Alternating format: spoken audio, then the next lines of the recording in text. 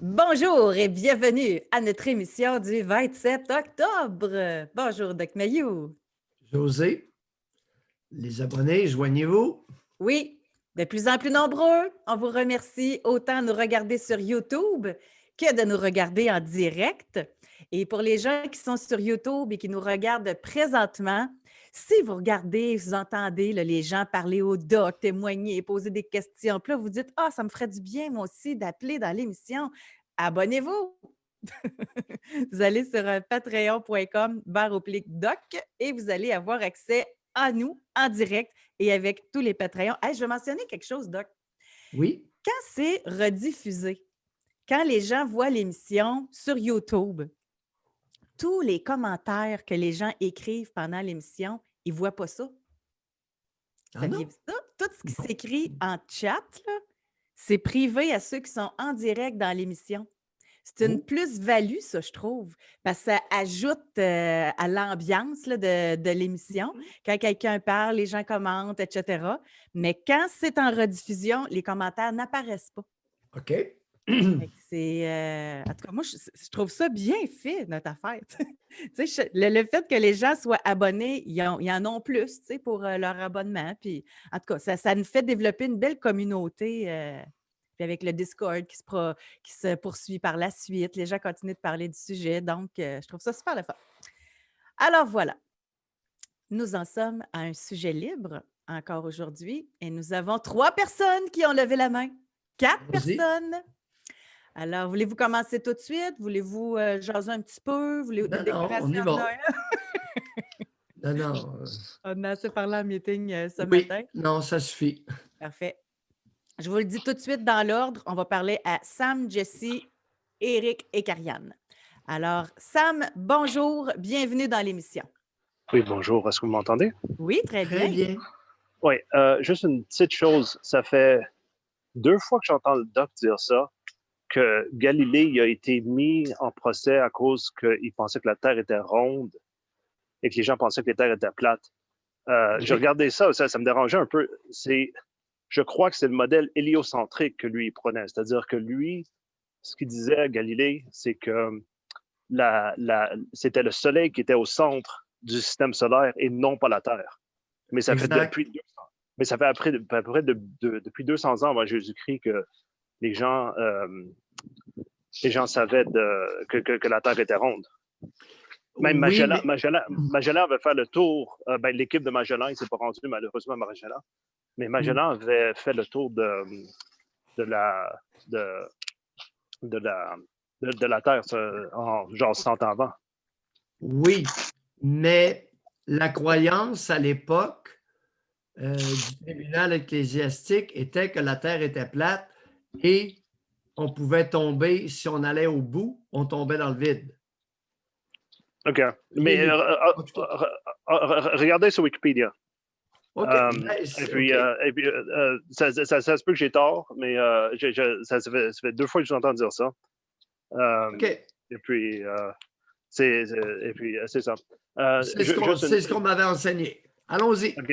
J'ai très peu de temps pour vous parler parce que je suis en pause, mais est-ce que vous planifiez de faire un tome numéro 2 pour élever ses enfants, prière de ne pas les rabaisser? Faudrait bien, hein? Oui, non, parce qu'il y a C'est une chose, vendu, ce livre-là. Oui, allez-y. si je peux vous faire une petite critique, je pense que dans votre émission, vous faites un excellent travail de souligner le fait qu'il ne faut pas frapper les enfants, il ne faut pas les insulter, il faut souligner les bons points plutôt que les rabaisser. Vous faites un excellent Oui. travail, puis je pense que vous démontrez, après de témoignage en témoignage, les effets néfastes profonds que ça laisse, tout le genre de... C'est impressionnant d'entendre des gens qui ont 60 ans et vous voyez que le traitement qu'ils ont reçu en tant qu'enfant, ça va créer un impact toute leur vie. C'est très impressionnant de voir. Euh, le seul problème que j'ai eu avec pour élever ses enfants, prière de ne pas les rabaisser, c'est vous soulignez énormément de, c'est-à-dire quoi ne pas faire, mais pas beaucoup ce qu'il faudrait faire. Mm.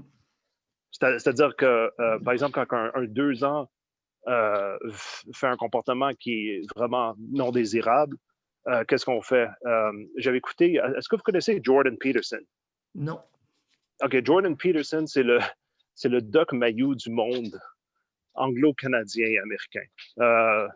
Je pense que vous seriez d'accord sur certaines choses, mais je pense que vous accrocheriez sur certaines autres choses. Mais lui, ce qu'il dit, c'est qu'il dit avec un enfant qui a moins de 2 ans, ça ne sert absolument rien de définir. Ça sert parce qu'ils n'ont pas le concept de cause-conséquence.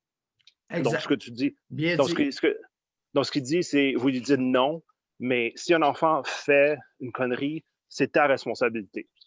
C'est toi qui as mis le verre là, c'est toi qui as mis l'outil à la portée de cet enfant-là, c'est ta responsabilité à 100%. À partir de 2 ans, une chose potentiellement à faire, c'est continuer de lui dire non. Et puis, si vraiment le comportement continue, ce qu'on fait, c'est qu'on l'isole dans un endroit où c'est qu'il n'y a pas trop de stimuli pour qu'il se calme. Il dit, écoute, quand tu vas rester là, on ne s'énerve pas. Il dit, c'est très important de ne vraiment pas se mettre en colère. Et puis dire, toi, tu vas t'asseoir là jusqu'à temps que tu vas te calmer, puis on le ramène. Je ne suis pas d'accord du tout, Sam. Pas un enfant de 2-3 ans. Un OK. enfant de 2 ans et demi, là, vous le prenez, puis Oui. si jamais il est en train de faire une crise, vous l'assoyez aux côtés de vous sur le divan, puis vous Oui. le collez contre vous, de côté. Oui. Lui, il recommandait les Il va escaliers. vouloir se libérer, puis vous lui dites simplement, quand tu seras plus tranquille. C'est tout. OK. Ben, lui, il recommandait les escaliers. Donc, vous dites le sofa. Oui. OK. Oui, Ça des marche. escaliers, voyons. Non, mais il disait, pas nécessairement qu'il n'est pas confortable, mais lui, sa rationale, c'est qu'un endroit qui est non stimulant. Mais non. OK. Écoutez, Donc, vous c'est des recommandez les sofas. bébés. Ce sont des bébés, Sam. Oui. Bon. Mhm. Et enlevez les choses que vous ne voulez pas qu'elles touchent. Oui. Tout à fait d'accord. Oui. Et OK. graduellement, il va comprendre. La plupart des mères croient fermement que leur enfant de 2 ans, 2 ans et demi, 3 ans est intelligent et comprend tout. Il ne Mhm. comprend pas grand-chose à cet âge-là. Ouais. Avant OK. 3 ans, là, la compréhension, Sam, est plutôt Non, mais mince. lui disait c'est plus pour les. Faut les calmer. Une autre chose que si je pourrais vous convaincre, ben, peut-être Oui. d'écrire ça. Si vous faites un tome 2, ça serait très utile que vous écriviez ça. Une autre chose, vous parlez énormément, et ça, c'est très intéressant, de cet Édipe renversé. Oui. Ça, je trouve ça très, très intéressant. Et puis, il y a certaines choses que, évidemment, que je pense que la plupart des gens savaient, par exemple, ne pas embrasser ses enfants sur la bouche. Mais certaines choses un peu plus que moi, personnellement, vous m'avez fait réaliser qu'elles ont un impact très néfaste sur des enfants. Et puis, si vous écriviez un tome 2, j'aimerais que vous écriviez un petit peu plus là-dessus parce que c'est très, très intéressant. C'est prévu, ça, ce chapitre-là. Sur Oui. l'Édipe renversé, appelé en Europe par un psychiatre l'Édipe symbolique. Mais ce n'est pas l'Édipe, il n'y a pas de symbole là-dedans. C'est l'intérêt sexuel envers l'enfant du parent de sexe opposé. Thème Ouais. que Freud a totalement occulté. Ouais. Pour ces raisons Non, à lui. Oui, non, mais c'est extrêmement intéressant. Et si vous pourriez faire un tome 2 qui Oui, couvre c'est ces prévu, ça. sujets-là. Oui. OK, c'est tout ce que j'avais à dire. Alors, le blocage de l'érotisation de différentes parties du corps chez l'enfant de sexe opposé, ça, c'est prévu. Et évidemment, l'Édipe renversé, qui est OK. il y a de l'amour dans l'air. On l'entend tellement à notre tribune que si l'inconscient n'avait pas été inventé par Freud, il faudrait l'inventer maintenant. N'est-ce pas, Sam? Les papas chéris. Ça, j'aime cette expression-là, les papas chéris. OK, mais merci beaucoup à vous. Et très bonne émission. Oui, Merci. bye. C'est le temps. Parce qu'un Oui, éditeur, ça. vous allez avoir ça comme ça. Si vous voulez vous auto-éditer, il n'y a pas de problème non plus. Oh, oui. C'est un livre attendu, ça, c'est sûr. Il y a de la demande parce que le premier tome avait été à profit. Écoute, j'ai encaissé au moins 9 000 $ de redevances. Doc, en tout Oui, respect, allons-y. Oui. vous n'avez pas fait assez. C'est pas beaucoup. En tout respect, là. Ça vous prend une maison d'édition qui va vous promouvoir, puis vous allez pouvoir en faire 100 000, d'après moi. Ben, Pas 9 000. ben oui, regarde. Sais-tu qu'est-ce qui est arrivé? Après 2 semaines, rupture de stock. 2 autres semaines, rupture de stock. Bon, fait que ça vous prend une organisation. Ben oui. Vous allez avoir un plus petit pourcentage, mais vous allez en vendre plus. Oui, oui, ça va se vendre. Bien, J'en suis c'est convaincu. sûr que ça va se vendre. Non, les Moi, je suggestions vous de ça. prédis un 100 000 de profit. Alors, renforcement positif, beaucoup plus expliqué, dépendamment de l'âge des enfants. Punition, beaucoup plus expliqué, dépendamment de l'âge des enfants. C'est que le problème à l'heure actuelle, les enfants. Oui, mais il y a des bébés là-dedans, il y a des jeunes enfants, il y a des 6-7 ans, puis il y a des 10-11 ans. Un monde de différence. Alors, lorsque on prend des mesures ou on suggère des mesures pour les enfants, on n'a rien dit, on est dangereux. Voilà, pas parmi nos Patreons, parce qu'ils sont biaisés, OK? Mais dans la population en général, là, ce que ça m'a dit, ce dont vous êtes d'accord, que de 0 à 2 ans, on ne gronde pas, on ne chicane pas les enfants, c'est notre responsabilité.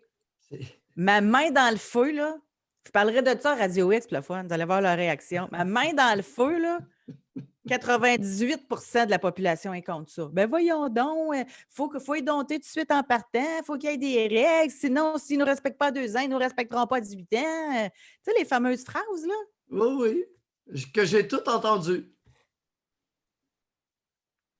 En tout cas, ça serait Puis intéressant. mon enfant, il comprend quand je le punis. Regarde l'air hébété de bébé puni, des 2 ans et moins. Il n'y en a pas un qui comprend ce qui se passe. Écoute, isoler un bébé. Ouais. Et ne pas oublier, Oui. que ce sont les enfants de 3 ans qui se font le plus frapper. La petite tape. Puis la petite tape, une grosse qui pèse 180, 190, ça tape pesant. Et ça laisse souvent une marque rouge. Regardez de temps en temps l'endroit où vous avez frappé, mesdames. Non, je ne peux pas croire que parmi ceux qui sont abonnés à l'émission, qu'il y en a qui donnent des tapes. Là. Je ne peux pas croire. Jessie, femme 36, bonjour. Oui. Bonjour, j'ai une question. Il y a un sujet qui a enflammé les foules sur Discord. Moi, j'ai une ferme et aussi on chasse, là, moi puis mon conjoint. Puis nos enfants, ben, s'ils le désirent, s'il y a une demande, ils sont présents lors de l'abattage ou lorsqu'on vide les animaux qu'on a tués. Mm-hmm. Et ça, depuis qu'ils sont quand même assez jeunes, là, 4, 5, 6 ans. Moi, personnellement, mon plus vieux, il vient là, de commencer à s'intéresser à ça, puis il a 10 ans. Mais il ne voulait pas, c'était correct, que je le mettais dans le camion ou je lui disais de rester dans la maison pendant que ça se faisait. Il n'y avait pas d'intérêt pour ça.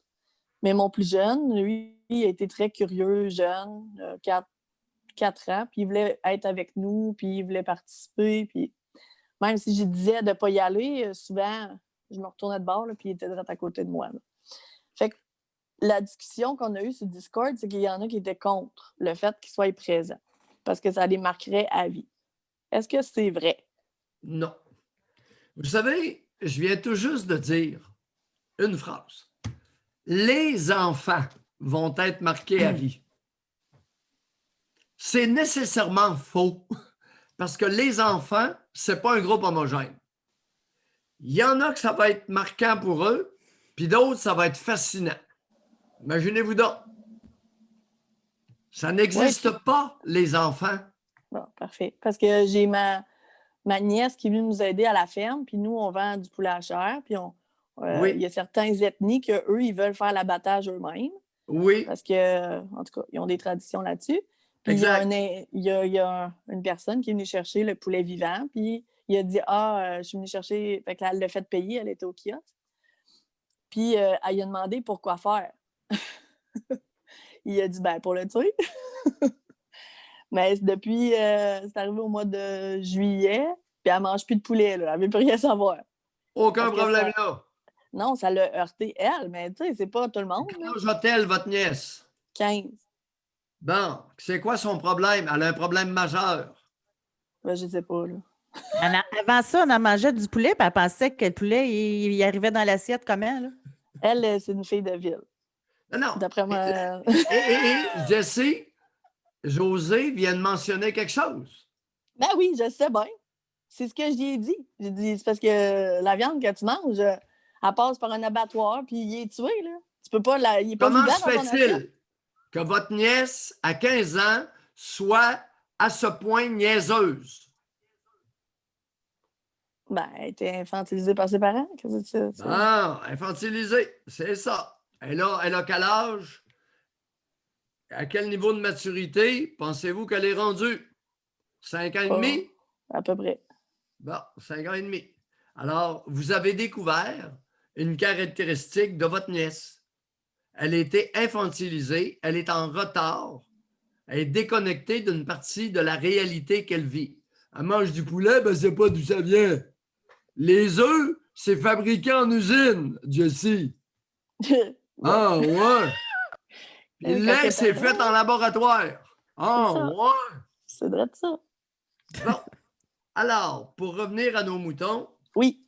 Par contre, l'enfant de 4 ans, il ne va pas près des bêtes quand on est en train de les dépecer. Savez-vous pourquoi? Pourquoi? Question de sécurité. Ah oui. Hey, l'enfant de 4 ans ne va pas près de la bête qui est dépecée. Il reste loin. Parce que le couteau, à un moment donné, peut passer tout douette, puis oh, je me suis déjà donné un coup de couteau dans la cuisse. Je vous assure, puis même si j'étais très expérimenté. Correct? Oui. Parfait. Et graduellement, à 9 ans, 10 ans, on les habitue à participer au dépeçage. Ceux qui le veulent, évidemment. Ceux qui ne veulent pas, il n'y a pas de problème. Parfait. C'est ce que je pensais aussi. Je trouvais que ça tombait de la logique, là, de le... Oui. Merci, Jessie. Merci. Merci beaucoup, Jessie. Je vais juste continuer un petit peu parce que j'ai vu des commentaires. Tu sais, comme Allons-y. Geneviève a dit, mon père me forçait à vider ses poissons et son gibier. Depuis 10 ans, je suis végé. Mais il y a une différence entre mon père me forçait et l'enfant a un intérêt. Tu sais, je pense qu'il faut être à l'écoute de l'enfant aussi. Plus que ça. Chère auditrice, on va se demander pourquoi le genre vous forçait à vider ses poissons.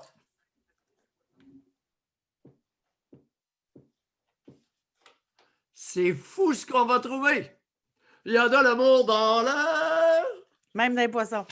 Il y en a partout. Écoute, pourquoi tu penses que le gars force sa fille à vider le poisson, toi? Hein? Madame, appelez-nous. Vous allez voir qu'on va en apprendre de toutes les couleurs. Levez la main. Et où était la bonne femme lorsque le bonhomme s'amusait à vous écœurer à vider un poisson? Au lieu de vous y introduire avec bienveillance, vous avez écrit, si j'ai bien compris, « Il me forçait ». C'est ça. Donc, forcer, ça veut dire utiliser la menace ou l'intimidation. Tu me vois venir? Il y avait ses raisons, le genre. Hier, on a dit qu'on donnerait la parole en début d'émission à Oui. Homme 44, qui s'était Exact. essayé plusieurs fois. Donc, je vois Oui. qu'il est là. Alors, on va se croiser les doigts pour que ça fonctionne. Homme 44, bonjour. Oui, bonjour. Bonjour. Non, Alexis. Ah, vous m'entendez, merveilleux. Oh, bien en plus. Mais parce que je me suis rendu compte que dans les paramètres de Zoom, je ne sais pas pourquoi, il avait comme désactivé mon micro. Ah. Fait que hier, en taponnant, je me suis rendu compte de ça. Fait que c'est ça que Parfait. Allez-y. Bon, ce que je voulais vous raconter hier, c'est qu'est-ce qui nous est arrivé, nous, dans la nuit de samedi à dimanche. J'ai été réveillé à minuit et demi parce que mon fils était réveillé. Fait que j'avais changé la couche, puis je m'apprêtais à descendre pour le bercer pour réussir à le rendormir. Puis ça s'est mis à cogner dans la porte de la maison. Fait que ça surprend un peu, tu sais, à minuit et demi, puis ça n'a pas bûché, mais tu sais, assez fort. Là. Tu sais, comme quelqu'un qui vient de se rendre compte que la sonnette, peut-être, ça ne marche pas, fait qu'il cogne vigoureusement. Fait qu'on fait le saut un peu, je regarde par la fenêtre de côté, à côté de la porte, puis je vois que ça a l'air d'être un jeune adolescent, pas trop grand, pas trop costaud. Fait que là, ma blonde, elle descend quand on a entendu frapper en même temps. Fait que là, je dis, ben, appelle la police et je vais checker. Puis là, je me rends compte que le jeune, ben, tu sais, c'est ça, c'est pas... il a l'air d'être un peu confus, il fait dos à la porte, puis après, il s'écrase par terre dans le coin de... En tout cas, il y a comme un petit coin à côté de la porte, il s'écrase dos à moi, mais comme couché à terre. Fait que je donne le petit à ma blonde, puis je dis, ben, je vais sortir voir. Tu sais.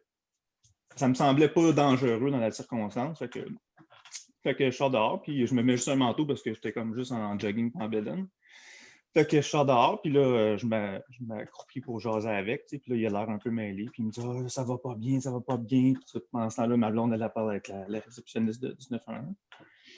Puis là, il me raconte qu'il a pris 2 acides, puis qu'il est tout mêlé, puis là, j'essaie de le faire parler, puis savoir où il reste, s'il arrive tout de suite des amis, whatever. Ça dure peut-être 3-4 minutes, mais là, pendant ce temps-là, ma blonde, elle ouvre la porte, puis elle dit « Là, la madame, elle veut te parler. » Fait que je prends le téléphone, je suis dans le cadrage, puis elle dit monsieur, il faut rentrer à l'intérieur, ça peut être dangereux, ça peut être dangereux. Fait que là, moi, je referme la porte en restant dehors à côté de lui. Puis je dis non, il n'y a pas de danger, c'est un jeune adolescent, il a comme juste besoin d'aide, là, fait que je vais rester avec lui maintenant. Là, elle continue, puis elle ne m'écoute pas, puis elle fait juste me dire rentrez, c'est dangereux, rentrez, c'est dangereux. Fait que là, comme je suis en train d'argumenter avec elle, puis pendant le moment que j'argumente, mais là, je suis plus focus sur lui, puis lui, il s'empresse de partir vers l'entrée, puis il s'en va au pas de course. Puis... Fait que là, sur le moment, ben, moi, je suis encore nu-pied, je n'ai même pas de bas d'un pied. Puis là, je suis frustré, parce que je me dis, Chris, Asti, il est parti, tu sais, comme là, justement, je dis à la réceptionniste, bravo, Asti, il a sacré son camp, là, puis je raccroche. Puis là, je donne le téléphone à ma blonde parce que c'est le sien, puis là, qu'est-ce qui s'est passé, puis là, fait que là, la dame, elle rappelle, tu sais, puis là, c'est ma blonde qui répond, puis moi, je suis à côté, puis je suis en beau maudit. Puis là, elle dit non, mais ça peut être dangereux. Puis là, elle demande des informations sur sa description. Tu sais. Puis moi, je suis en arrière, puis je fais, ben, si elle voulait avoir des infos, elle avait juste à me laisser jaser avec, tu sais, puis en attendant que la police arrive. Fait que ça a pris peut-être 2 minutes, puis là, ma blonde a raccroché. Puis là, elle était un peu stressée, elle regardait dehors. Puis là, elle dit, je dis à ma blonde, je bien, là, tu ne verras pas une hostie de char de police passer. Parce que je dis là, à partir du moment qu'il n'est plus dans la porte, là, il s'en calisse bien fait. Tu sais. Puis comme de fait, elle a resté debout pendant 1 heure, il n'y a jamais un char de police qui a passé. La police a rappelé 1 heure après pour comme poser 2-3 questions, mais dire qu'ils ne l'avaient pas trouvé. Puis sur les réseaux sociaux, après, on a vu qu'on a parlé avec des gens, puis ça a l'air qu'elle sonné à 2-3 places, mais ils ne l'ont jamais pogné. Fait que qu'est-ce qui me frustrait dans ça, c'est que je me dis, parce que c'est un jeune, puis qu'il a peut-être pris de la drogue, sur le moment, les autres vont « Ah, il est parti, c'est peu important ». Puis ça m'a mis en maudit parce que je sais que dans d'autres situations, quand tu appelles, ça prend 10 minutes. J'avais appelé pour ma conjointe l'année passée parce qu'elle ne filait pas une nuit, puis elle avait vraiment mal au ventre, puis le bébé était naissant, puis là, je ne savais pas quoi faire, puis tout, fait que j'ai fait de la merde, j'appelle. Ça a pris 10 minutes, il y avait un char de police, l'ambulance, puis tout. Mais là, parce que c'était un jeune qui allait pas bien, puis que visiblement, il était parti, puis là, vu qu'il n'est plus à la porte d'un citoyen, ben c'est plus vraiment important. Ben là, on laisse faire, puis on laisse aller. Ça pour dire que moi, ça me frustrait. Puis, souvent, vous dites, on ne s'occupe pas de nos jeunes, puis ça, mais même rendu là, tu es un jeune adolescent. Puis, le réflexe, la dame, c'était juste, mettez-vous à l'abri. Je fais 6 pieds 4, 210 livres, le gars, il fait 120 mouillé. Oui. C'est pas dangereux. Il y a juste besoin d'aide. Alexis, il y a une donnée que vous avez négligée et que vous devriez rajouter à votre réflexion. C'est que souvent, il y a des truands qui vont utiliser un gringalet pour faire ouvrir une porte et ensuite pénétrer par infraction. Ben, oui, ça, j'y ai pensé, mais son non-verbal, avant que j'ouvre la porte, comme j'ai calculé ça dans ma petite caboche, mais je me suis dit, s'il aurait voulu que j'ouvre, sûrement qu'il aurait fait face à la porte, il m'aurait comme essayé de me parler. Alexis, la nuit, c'est imprudent. La nuit, c'est imprudent. Avec un jeune bébé dans la maison, vous auriez pu avoir une mauvaise surprise. Alors, c'est le genre de stratégie qu'utilisent beaucoup de truands pour commettre une infraction la nuit. Ils envoient un éclaireur, un gringalet non menaçant, et il peut y avoir des mises en scène. Alors, la prochaine fois, soyez plus prudents. Elle n'a pas tout à fait tort, la dame. D'ailleurs, la configuration de la maison puis de l'entrée, je vois tout. Moi, avant d'ouvrir la porte, je n'ai pas ouvert la porte comme sans regarder. C'est sûr que, comme je disais à ma conjointe, si ça aurait été un gars qui m'aurait fait de face ou qu'il aurait verbalisé, ouvrir la porte, je suis mal pris, là, j'aurais fait pas sûr. Mais le fait que je voyais dans ses yeux qu'elle avait l'air un peu mélangée. Puis toujours est-il que de vouloir porter assistance, c'est peut-être pas l'idée du siècle. Vous auriez très bien pu le laisser macérer dans son bouillon de drogue, puis appeler la police, puis il serait resté assis là, puis la police l'aurait cueilli, puis ça en serait occupé. Non, peut-être. En tout cas, bref, ils ne l'ont pas cueilli. Vous avez voulu bien faire maintenant. C'est discutable. C'est pas, c'est pas évident. C'est ça, c'est qu'on s'empêche des fois de peut-être aider des gens parce qu'on se dit... Alexis, dans quel coin que c'est arrivé, ça? Je dirais la Naudière. OK. Pas trop creux, mais... Votre maison est isolée ou vous avez des voisins très proches? On a des voisins proches, puis la façon que c'est fait, moi, mon entrée est quand même profonde. De la porte, j'ai une bonne vue d'ensemble en avant. Fait que, pour se cacher, il aurait été quand même loin de la porte, puis j'aurais eu le temps de réagir s'il y avait eu quelque chose. OK. Mais c'est sûr qu'on a discuté après, c'est sûr que l'éventualité que ça aurait pu être une crosse, ça aurait pu être possible. Oui. Mais comme on a parlé après moi et ma conjointe, je dis, mettons que ça réarriverait, peu importe ce qui arrive, toi, tu rouvres pas la porte. Si je suis dehors, de la merde, tu sais. Mais c'est peut-être toujours en conséquence que le bébé est avec nous autres. Oui. On a quelqu'un qui écrit et dit « Je suis agent de sécurité de nuit et j'ai comme directive de ne pas sortir de mon véhicule pour une intervention. » Ça peut être des embuscades. Il y a beaucoup de truands. Il y a beaucoup de truands, puis écoute, on les remet en liberté rapidement. Alors, généralement, ils récidivent. Mais à l'époque, j'ai travaillé comme préposé à domicile, puis j'avais déjà fait un appel pour une dame que je croyais qu'elle était pour se faire arnaquer. Puis, écoute, ça a pris 15 minutes, la police était chez eux, il y avait 4 chars, puis ils ont arrêté le gars chez eux. Oui. Fait qu'on dirait que, là, je sais pas, peut-être que je suis dans le champ aussi, mais pour avoir eu l'expérience. C'est bizarre, cette histoire-là, que le jeune avec une coupe de cap d'acide se ramasse chez vous. Mais l'affaire, c'est que la maison était éclairée. Moi, j'ai comme des lumières en avant qui restent ouvertes. J'ai un timer dessus qui reste ouvert. Moi, l'impression que j'ai eue, c'est peut-être que c'était la seule maison qui était éclairée. Puis, parce qu'il me dit ça va pas bien, ça va pas bien, il n'arrêtait pas de me répéter ça. Puis moi, je me suis dit peut-être que c'est le fait qu'il a vu la lumière qui a fait il y a peut-être du monde de réveil. Vous, ce qui vous dérange dans le fond, c'est que vous avez l'impression qu'il n'a pas été une priorité pour la police, ce jeune. C'est ça, parce que on peut discuter du fait que j'aurais dû sortir ou pas, mais peu importe ce qui serait arrivé, la police n'a jamais passé. Écoute, moi, c'est une rue quand même. C'est un genre de quartier où il y a un parc, une école, toute ma rue est quand même centrale, on pourrait dire. Là. Ils y vont par priorité. Je suis très réticent à critiquer la nuit les forces policières. Ils peuvent être pas mal occupés. C'est sûr. Dans toutes sortes de situations. Alors, quand on appelle, on dirait qu'ils ne sont pas là, puis quand tu oublies de faire un stop. Pas nécessairement, Alexis. La répartitrice n'a pas vu votre situation comme étant probablement la plus importante, la plus urgente cette nuit-là. Bye, Alexis. Au revoir. Merci d'avoir appelé. Ouais. On va poursuivre avec Éric. Bonjour, bienvenue dans l'émission. Allô, bonjour. Oui. Éric. Vous m'entendez bien? Oui. Très bien. OK, parfait. De fond, j'essaie de trouver par où commencer. C'est la première fois que j'appelle. Dans le fond, je dois dire que j'ai coupé mes liens dans fond, avec ma génitrice depuis environ 7 mois, parce que j'ai réalisé beaucoup de choses.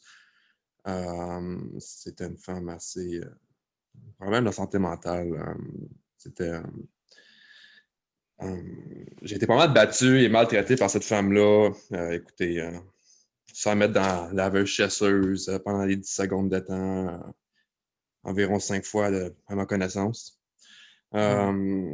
aussi me faire mettre dans le coin pendant des heures. C'était très sale aussi par terre. Et des petites roches là, sur les genoux, les marques et tout.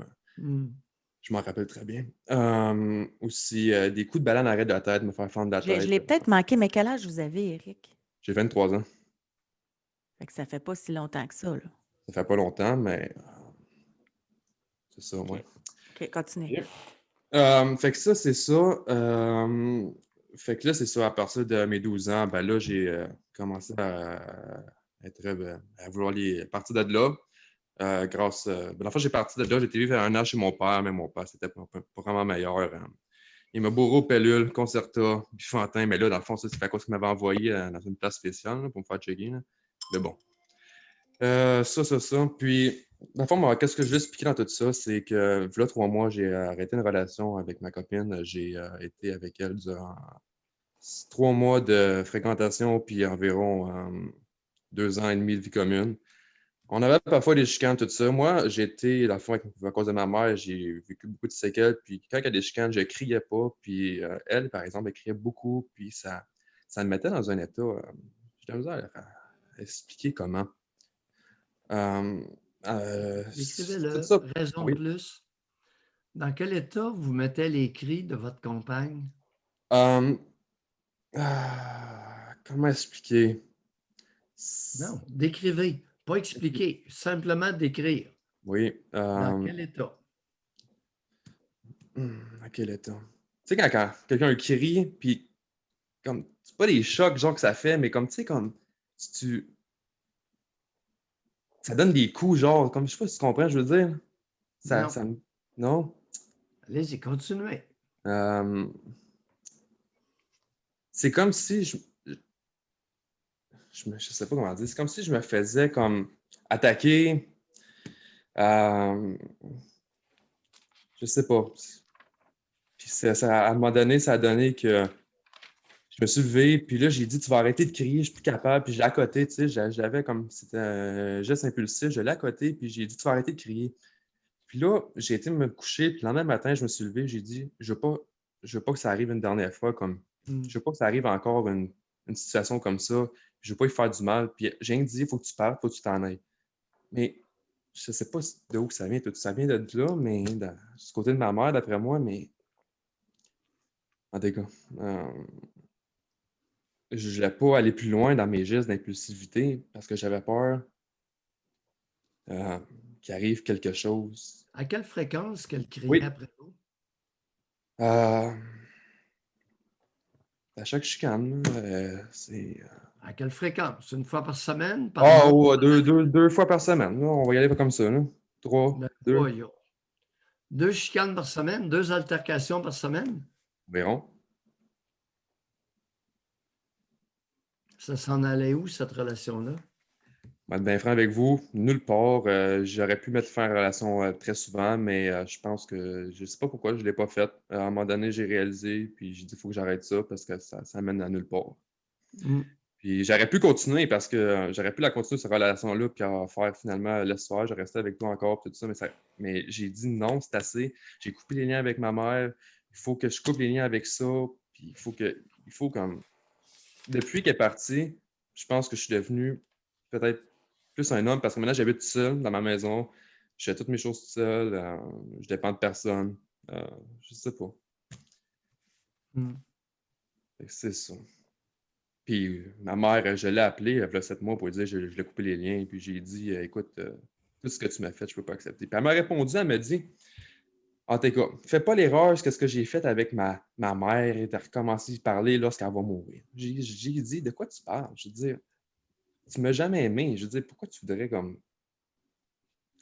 En tout cas, j'ai dit si tu meurs demain matin, là, ça ne fait aucune douleur. Aucune douleur. Puis j'ai dit ça. Puis c'était la dernière parole que j'ai dit, j'ai raccroché. Puis ça fait 5 mois là de ça. C'est une folle. Ça peut arriver, Éric. Avec ce que vous nous avez dit, on peut confirmer même. Oui, effectivement. Puis tout ça, c'est en. Fait que dans le fond, c'est ça. Fait que c'est la première fois que je ressentais ça avec ma copine, là, juste quand elle criait, tu sais, comme, tout Ça va-tu se produire encore, ça, dans ma vie? Je veux dire, Oui, ça pourrait arriver. oui, hein? Parce que des criardes, il y en a. Toutes les femmes ne sont pas criardes, mais il y en a plusieurs qui aiment ça. Mhm. J'en ai pris des marches là, quand elle criait là, j'étais sorti, j'ai été prendre des marches. Là, puis après ça, quand je revenais, c'était moins pire. Mais Avec enfant ou sans enfant? non, sans enfant. Là. Sans enfant. Ouais, Mais c'est la correct. question est là, pourquoi vous enduriez ça? Tu sais, à la base, là, moi, c'est ça qui m'intrigue. Je crois, c'était ma relation la plus longue, ça first, puis je crois que, pourquoi j'endurais ça? Honnêtement, Honnêtement, ben, j'avais une bonne relation sexuelle, ça c'est sûr. Puis, c'était je peux avoir confiance en elle dans le sens comme je savais qu'elle irait pas voir ailleurs. Là, c'était vraiment une fille qui était chill, là, qui était vraiment correcte avec ça. Là. Je pouvais avoir confiance. êtes-vous jaloux en plus?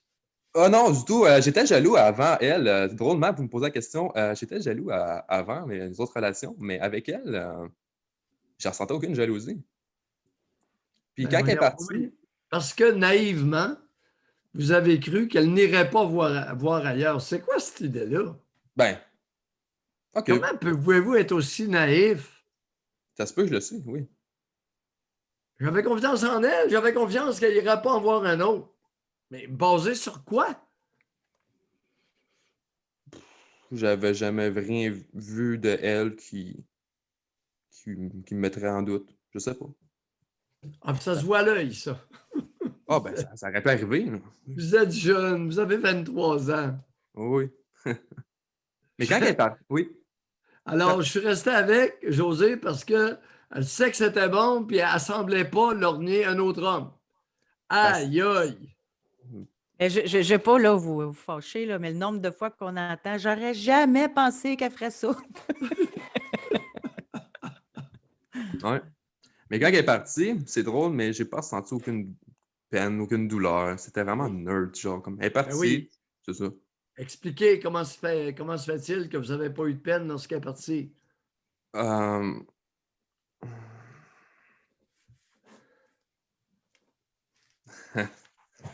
Je se posais la question souvent. Il Pourquoi? n'y a pas de lien.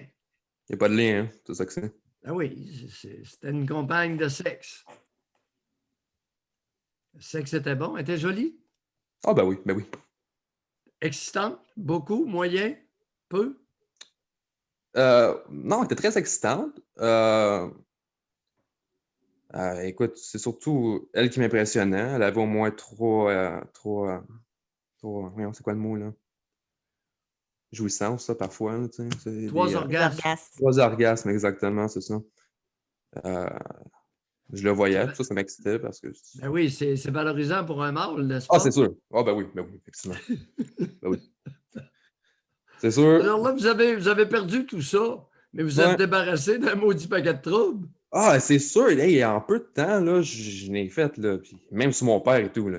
Lui, ce gars-là, là, il est parti, il est en prison. Ouais, mais lui. attendez un peu, là, la vie sexuelle, ça fait combien de Ouais. temps qu'elle a été flushée, elle, là? Il y a 3 mois. 3 mois exactement, moi. Oui, puis là, depuis 3 mois, la sexualité, on fait quoi avec ça? Ben là, je suis tranquille, là, pour l'instant. Tu sais, je me suis occupé de moi, puis... Aucune vie sexuelle? Oh oui, juste une. En 3 mois. Racontez. Ah, juste une en 3 mois, José. Racontez-nous ça. Ben, j'avais rencontré une fille sur Internet, là. J'ai été faire un petit café avec, là, puis... C'était juste une Oui. soirée. C'était juste une soirée, là, tu sais. On a resté un peu en contact, mais je ressentais absolument rien, là. C'était juste pour une soirée. Vous ressentez rien, mais sur le plan sexuel? Ah, c'était correct. C'était pas peut-être meilleur, mais c'était correct, là, tu sais. C'était satisfaisant. Là. Et qu'est-ce qui vous a, d'après vous, comment Oui. vous expliquez à vous-même que vous n'ayez pas poursuivi avec celle-là d'Internet?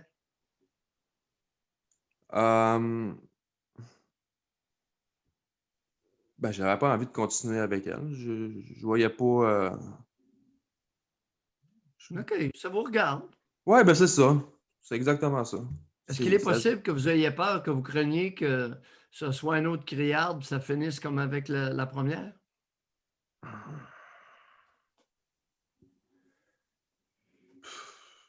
Peut-être, parce que Parce que j'ai... vous êtes vulnérable, vous, là. N'est-ce Oui, pas? OK. Ben, La vie commune avec une femme, ça ne sera pas pour demain matin, là. Ah non, ça c'est ça, effectivement. Là. Non, non, ça c'est sûr. Si J'ai vous essayé une tombez fois, sur- c'est la première fois que j'ai essayé. Là, tu sais. Oui. Et vous Faut n'avez pas essayer une aimé fois. la cote après le mur? Non, j'ai vraiment pas. C'est justement, non, je peux pas faire ça. Tu sais. Je me suis dit, waouh, c'est comme. Le lendemain matin, je me suis réveillé. Après ça, le lendemain matin, ça s'est réveillé. Puis on a recommencé à crier une autre chicane. Là, j'ai dit, ça peut pas continuer, il faut que tu fasses quoi. Puis... Oui, oui. Alors, elle Mais ça, semblait... c'est un bon coup que vous avez fait là, avant d'être plus dans la violence que ça. Exactement. Je l'ai fait pour mon bien, puis pour son bien. C'est.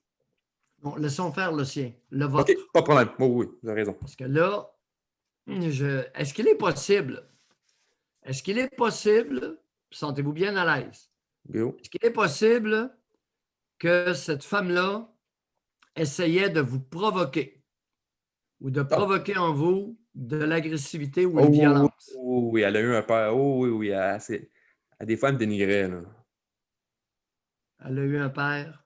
Ah, son père est alcoolique, puis il l'a dénigré, puis c'est son papa d'amour là, qui essaie toujours de se faire pardonner, d'avoir fait ci, d'avoir fait ça. Puis elle est bien attachée tout à sa mère. Là, elle est retournée chez lui, chez sa mère, puis sa soeur. Sa soeur puis sa mère, c'est sa soeur puis sa mère, toujours. Okay. Elle n'était pas prête définitivement, Non, elle non plus, exactement. pour une vie commune. Une Pour vie ces comme moi, raisons. c'est ça. Oui, c'est ça, exactement. Qu'est-ce que vous faites dans la vie, Eric? Je suis agent de sécurité, cuisinier. Là, pour l'instant, c'est un peu difficile pour le travail, là, mais oui, agent de sécurité, cuisinier. OK. Soyez prudent. Ouais. Tranquillement, à mieux vous connaître, puis Exactement, je me suis dit. à bien jauger l'impact Mm-hmm. de vos géniteurs sur vous. Il est grand. Répétez-moi ça. Négatif. Le géniteur.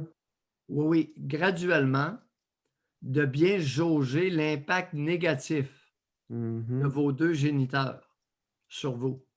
Ah, ben, ça fait 5 mois que je travaille là-dessus. Avant d'aller dans l'intimité, là, Oui. il y a du débroussaillage à faire, n'est-ce pas? Beaucoup, puis je n'ai déjà fait beaucoup. Oui, continuez. Vous êtes bien Merci, parti. Eric. Un gros merci. Au revoir. Oui, bienvenue. Moi, je trouve ça toujours intéressant. La preuve qu'il débroussaille, il écoute, à 23 ans, il est abonné à l'émission puis il appelle pour vous parler. C'est impressionnant. Là. On voit qu'il veut avancer. Là. Il y a une motivation. Oui. Ne pas être pris dans des ornières de violence avec une femme qui veut revivre avec lui la violence subie en bas âge. Tout ça existe, José. Alors, tu vois là, elle a crié, il l'a coté dans le mur, le lendemain matin, elle se lève, elle se remet à crier. Je pense que le message est clair, là. À son insu, cette femme-là court après quelque chose. Là. Ouais. Il a levé les feutres à temps. Il est vulnérable, mais en même temps, elle a créé des pièges. Eh oui, tout ça existe aussi. C'est pas toujours le cas, mesdames. Allez pas généraliser mon propos ou l'extendre mur à mur. C'est pas ça que je dis. Tout ça existe. Et plus. On va parler avec Karianne. Bonjour. Bonjour. Karianne. Moi, je suis la Karianne qui a un géniteur qui couchait dans son lit avec la belle-mère étant jeune et la même Karianne qui mangeait les calorifères, la peinture avec ses dents. Oui. Il y a un événement que j'ai envie de partager avec vous qui s'est passé quand j'étais petite. Vas-y. Je devais avoir 7 ans, ma soeur avait 12 ans. Ma soeur qu'on est la même mère, mais pas le même père. OK, c'est une demi-sœur. Oui, une demi-sœur. De mère. Voilà. Puis, on passait beaucoup de temps chez le copain de ma mère avec ma mère. Puis, tu sais, au début, il nous donnait des cadeaux à toutes les deux.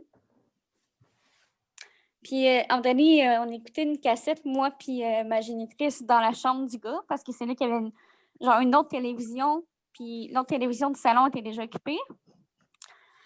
Puis, on est tombé sur une espèce de film porno mettant en scène cet homme-là avec une femme. Puis, moi, à ce moment-là, je comprenais pas vraiment, mais je me suis mis à plus vraiment avoir confiance en cet homme-là. Puis j'ai commencé à refuser ses cadeaux, puis à refuser son affection. Fait que là, il s'est mis à donner son affection juste à ma sœur. Oui. Puis il invitait ma mère puis ma sœur à aller faire des activités, puis moi, il me laissait chez lui avec sa génitrice à lui, qui était assez, disons, agressive.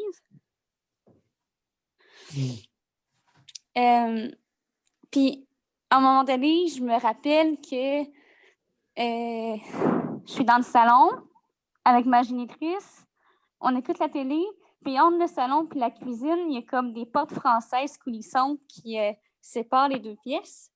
Oui. Puis, ma soeur, elle m'appelle dans la cuisine, tu sais. Fait que là, ma mère est comme « Ah, vas-y, ta soeur t'appelle. » Fait que j'y vais. Ma soeur est en train de tenir la main au chum de ma mère au moment où je ferme la porte. Puis, elle me demande d'aller dire à ma mère qu'ils sont en couple, mais elle a 12 ans, puis lui, il a presque 40. Fait que c'est clairement pas elle qui a pris la décision de me demander ça. On s'entend? Oh, non, on ne s'entend pas là-dessus. Ça peut très bien venir d'elle. Écoutez, c'est une fille de 12 ans, là. Puis vous avez quel âge, Karianne? Moi, j'ai 7 ans. Non, En maintenant. ce moment, 25. Vous avez 25 ans. Écoutez, Ouais. il y a quelques années, il y a une décennie, là, les jeunes filles étaient des niaisées. On n'est plus des années 50, là. Oui, oui. Alors, l'expression être en couple, c'est très jeunot, c'est très contemporain. Alors, il se peut très bien que ça vienne d'elle. Ben oui, à 12 ans, là. Ouais, mais l'affaire, c'est qu'il me donnait aussi des cadeaux à moi et quand j'ai refusé, il a arrêté.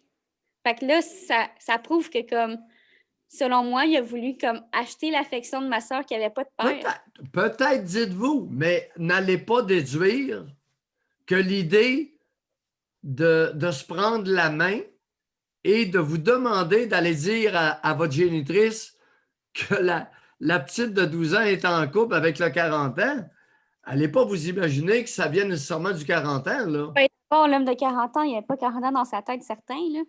Non, non. Continuez.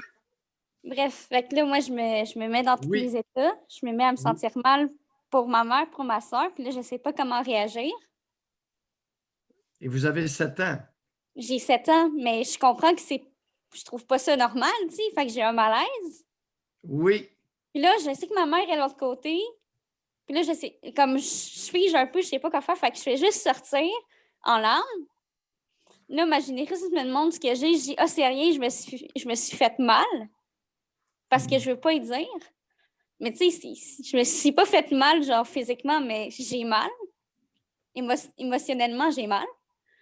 Au même moment, c'est comme un addon, mon géniteur m'appelle pour savoir, genre, si tout se passe bien, puis à quelle heure il vient me chercher. Vu que je vis pas avec ma mère, je vis à ce moment-là chez mon géniteur, puis de temps en temps, je m'en vais chez ma mère, tu sais. OK. Ah, c'est le géniteur qui avait votre garde. Oui. Bon. Eh boy, allez-y, continuez. Vous avez 7 ans. Oui. Ouais, puis, mon père m'entend au téléphone, la voix cassée un peu, puis il se rend compte que je pleure lui aussi, puis il me demande ce que j'ai, puis je dis « Ah, je me suis fait mal. » J'ai menti aux deux. Non, vous n'avez pas menti, vous aviez mal. Vous n'avez pas menti. Je disais que je me faisais mal physiquement, alors que dans le fond, je ne m'étais pas fait mal physiquement. Non, vous aviez mal. Oui. Peu importe la source. Ça, c'est vrai. La même année, Oui. dans le temps des fêtes, mon père reçoit un appel de ma mère qui vient de surprendre les deux dans son lit. Surprendre les deux, c'est-à-dire le 40 ans avec la petite 12 ans? Oui, en train de copuler, là. Ben oui. Ben oui, ils sont en couple. Oui. Puis là, mon géniteur, lui, il pogne les nerfs, puis il s'en va dans sa chambre, puis il cherche la carabine. Regardez, Karianne, l'autre n'est pas sa fille. Non, c'est pas moi qui s'inquiète, c'est pas moi qui s'inquiète. Ben là, c'est pourquoi qu'il va sortir la carabine. Vous êtes avec lui. Non? il se demande si à moi, il a fait la même chose. C'est-tu assez beau? Il s'interroge.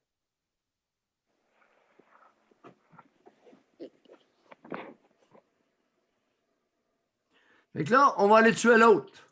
Il sort la carabine. Allez-y, continuez. Fait que là, vu qu'il n'est pas capable de venir me parler, vu qu'il est trop émotif, ben, Ouais, attendez un peu. Et là, si j'ai bien compris, c'est la bonne femme qui appelle votre géniteur, son ex, pour lui dire que sa fille est en train de copuler avec le copain. Est-ce que j'ai bien compris? Puis la police est arrivée sur les lieux. Bon, ça, c'est une affaire de police. Est-ce que votre géniteur a rangé sa carabine? Non, Qu'est-ce qu'il a fait avec la carabine? il est resté dans la chambre puis il a attendu que ma belle-mère vienne me demander si j'avais été touchée par cet homme-là. Oh! Ça Ouais. donne le goût de dire la vérité, s'il y avait eu une vérité. Ben, ça me donnait pas full envie de parler puis je me suis sentie juste mal, là, personnellement. Ben là, écoute, on est rendu avec des carabines, ça veut se tirer. Mais... Je me sentais coupable, là.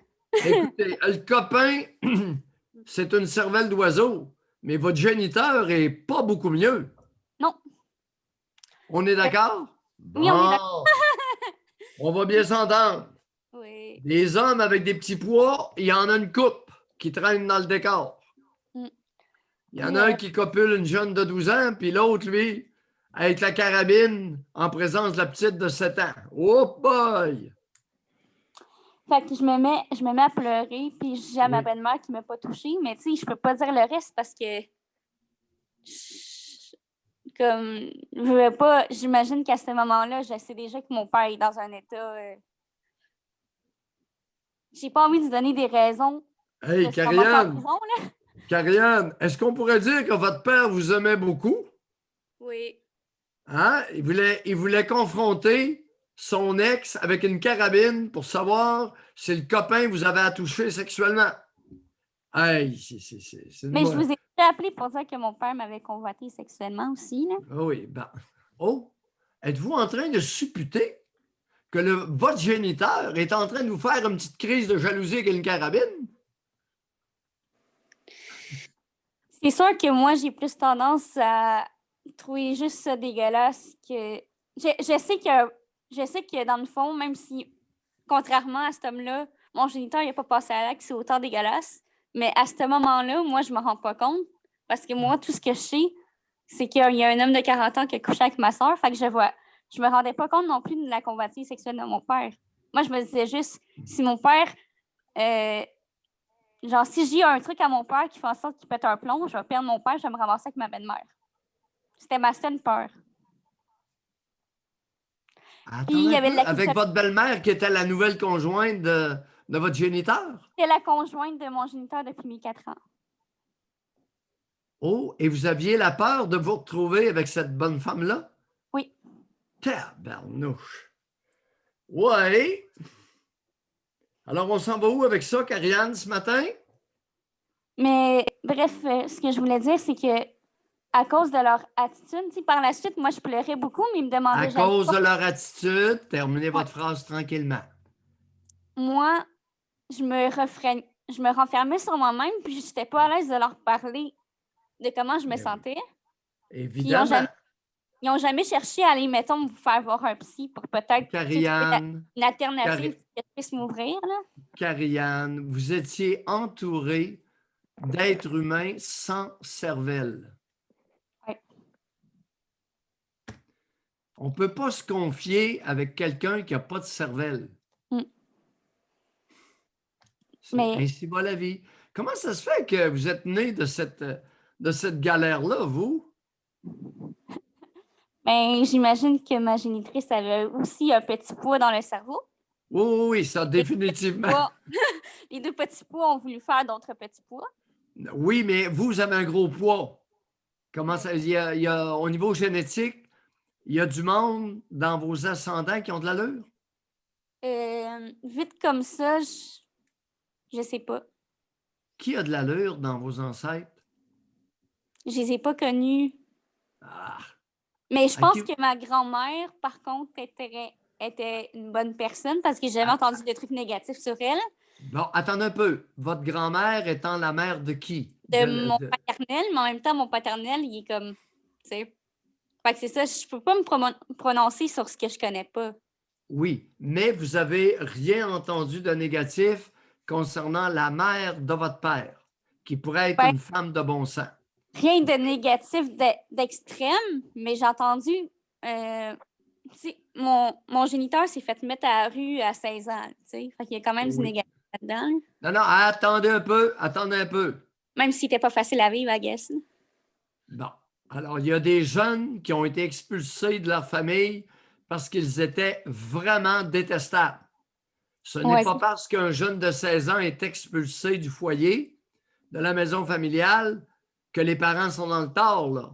Ouais, j'avoue. Puis connaissant le caractère de mon géniteur, j'étais pas vraiment surprise quand il me l'a dit, quand il me l'a confié. Un méchant détestable? Un colérique agressif qui faisait des trous des murs. Donc, ça Aïe, me aïe, fait aïe, penser, aïe. tu sais, quand les personnes âgées se plaignent qu'ils n'ont pas de visite, là. Tu sais, on dit souvent, ben, il y en a peut-être qui méritent de ne pas avoir de visite. Fait que c'est la même chose au niveau des enfants. Karianne, merci pour ce moment. On pourra poursuivre une autre fois. D'accord, bonne journée. Bye, Karianne. Au revoir. On va donner la parole à Nicolas maintenant. Bonjour, Nicolas. Allô? Nicolas. Bonjour. Oui. Ouais, cool. Donc, moi, j'étais fatigué avant le Zoom, puis là, je sais pas, je pensais que le Dr. Mayou puis son franc-parler elle m'aurait genre réveillé plus, mais là, avec toutes les histoires sordides un peu, je me sens plus fatigué, fait que je vais faire peut-être court. Puis moi, je sais pas, j'ai envie de changer de sujet, aller plus dans la politique. Est-ce que vous êtes down ou pas? Est-ce que vous êtes partant? Nicolas, on verra si c'est pertinent, si Bon, c'est ben, dans dans le mes fond, cordes ou pas. Allez-y. ouais, ben, dans le fond, c'était juste au niveau de la société, là. En général, la police, on en a parlé tantôt. Puis moi, j'ai une histoire qui s'est passée, pas personnellement, mais vu que je vais beaucoup là-bas, ça m'a touché. Puis c'est cave, selon moi. C'est en gros l'Anticafé. C'est un système de café à Montréal qui offre des cafés à chaque. Ben, en fait, tu payes pour le café à l'heure. Fait que c'est vraiment cool, ça, Oui. ce genre de. Puis Oui. là-bas, il y a un petit peu de collation. Tu sais, tu peux manger des biscottes, des biscuits, des choses comme ça. Oui, j'ai lu l'article ce matin dans le Journal de Montréal. Puis, il y a deux policiers se sont rendus là et ils ont décidé en civil de fermer ça pour aucune de raison.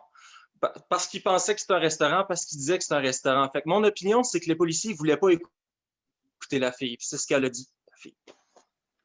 C'est quoi ça? Genre, puis après ça, il y a un autre article que j'ai lu un matin qui dit qu'ils veulent peut-être ouvrir une ligne téléphonique pour les policiers 24 heures sur 24 pour qu'on puisse les écouter. Bon, c'est ironique ça, parce qu'eux, ils ne veulent jamais écouter. Oui, il faut leur apprendre. Mais apprenez-les pas de même, selon moi, parce que c'est calme, on est en pandémie, puis tout, il n'y a déjà pas assez de contact humain. Une ligne téléphonique, ça ne va rien changer sur ces professionnels-là. Ils parlent déjà à plein de monde. Je suis sûr qu'ils parlent à leur famille, à leurs amis, puis tout. Rendu là, dites-leur juste d'aller se payer un fucking psychologue, OK? Puis ils vont être contents avec leur psychologue. Ils vont avoir un petit masque, mais au moins, ils vont avoir un contact humain. Puis le policière, là, il va comprendre enfin un petit peu plus écouter les autres. Une ligne téléphonique, ça va rien changer, OK? Les policiers, ils veulent rien fucking entendre, OK? Ça me fait chier un matin. J'ai vu les deux articles côte à côte, OK? J'étais fatigué, j'ai mal dormi. C'est pas une excuse, non. Ouais. Quel âge avez-vous, le fatigué? J'ai 25 ans. 25 ans, puis déjà fatigué? Ben, c'est quoi qui vous fatigue de même?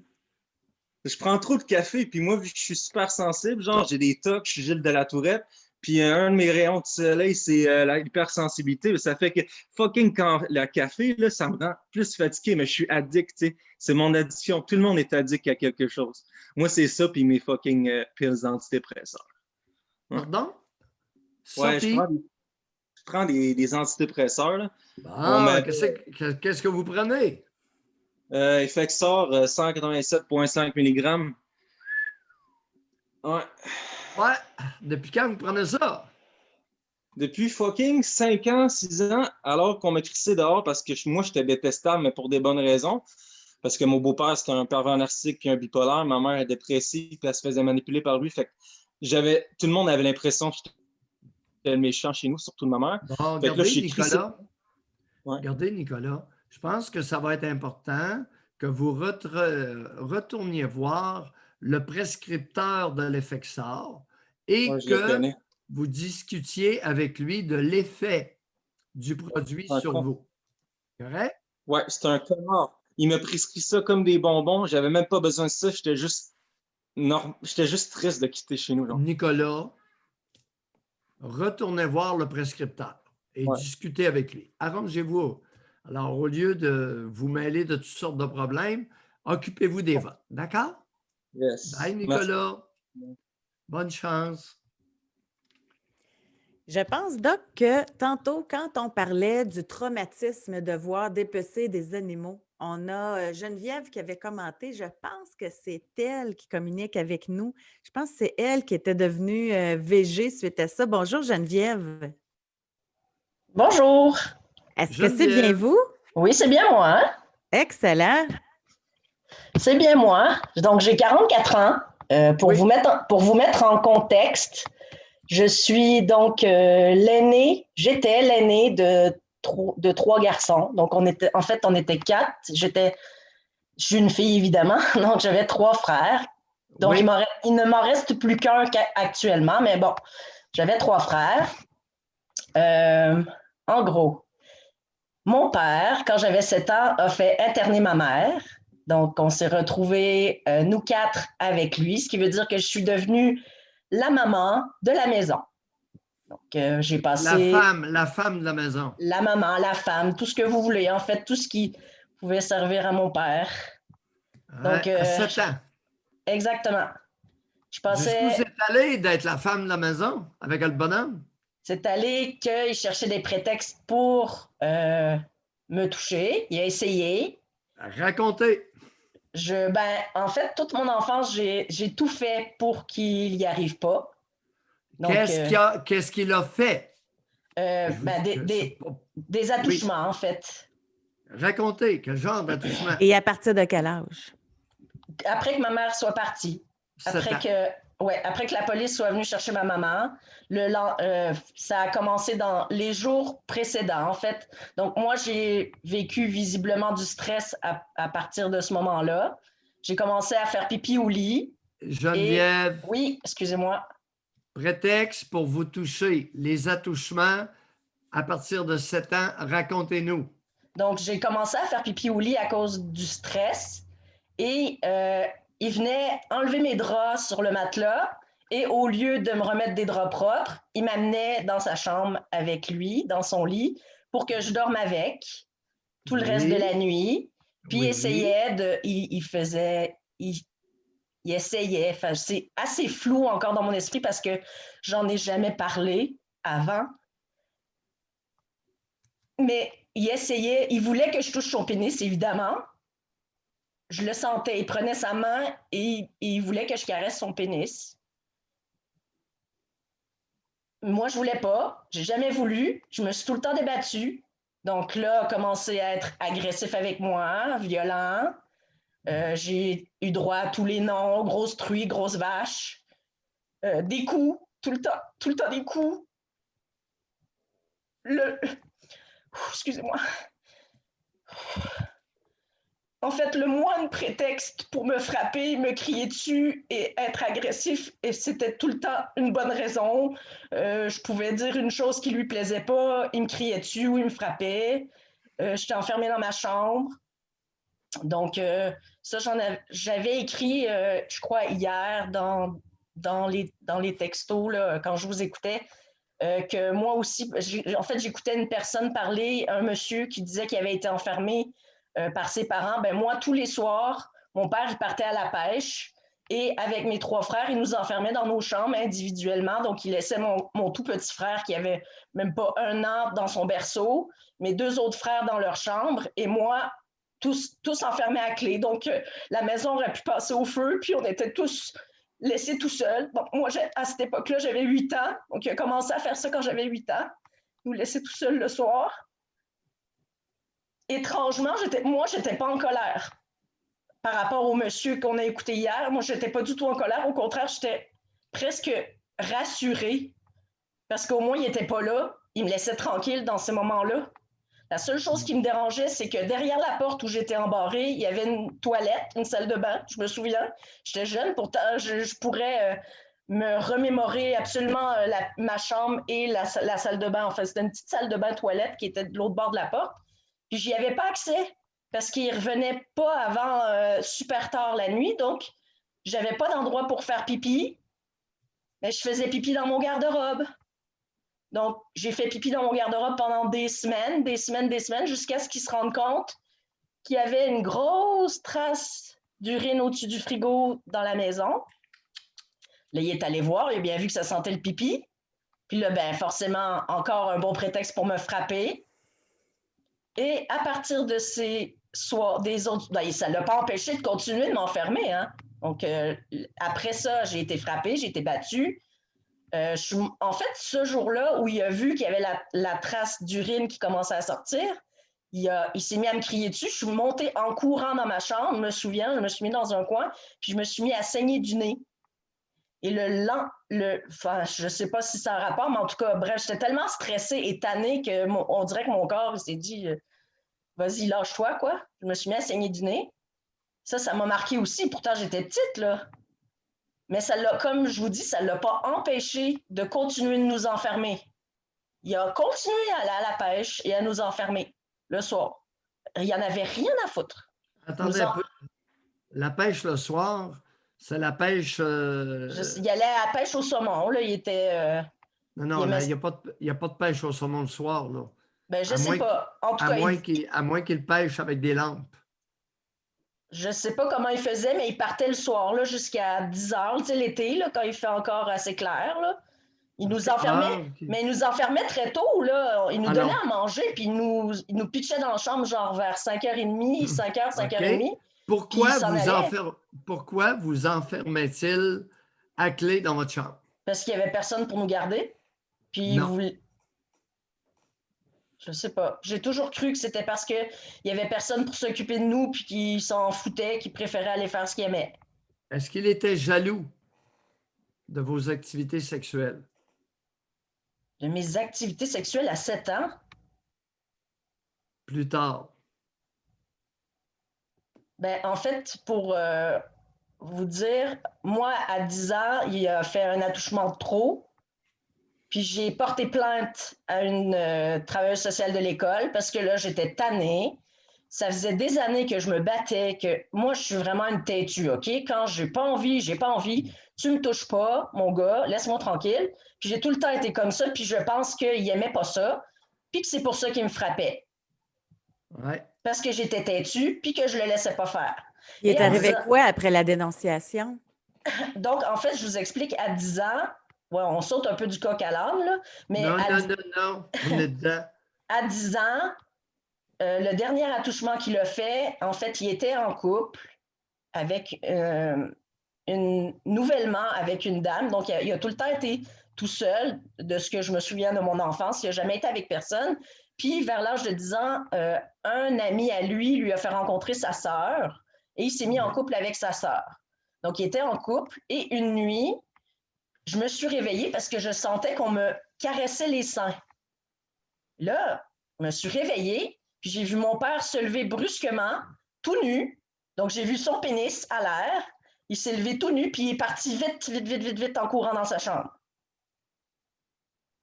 Puis là, ben, je suis restée là, mais je me souviens plus. Tout ce que je me souviens, c'est que le lendemain, je suis allée porter plainte à la travailleuse sociale. J'ai raconté tout ce que j'avais subi, etc.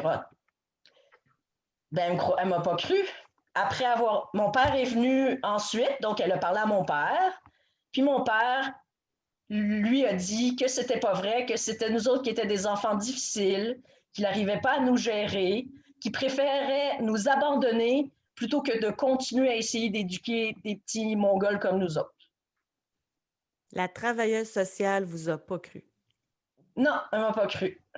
Mais on a quand même été placés tous les 4. Ils ont essayé de nous placer ensemble, mais après, évidemment, on a été tous séparés.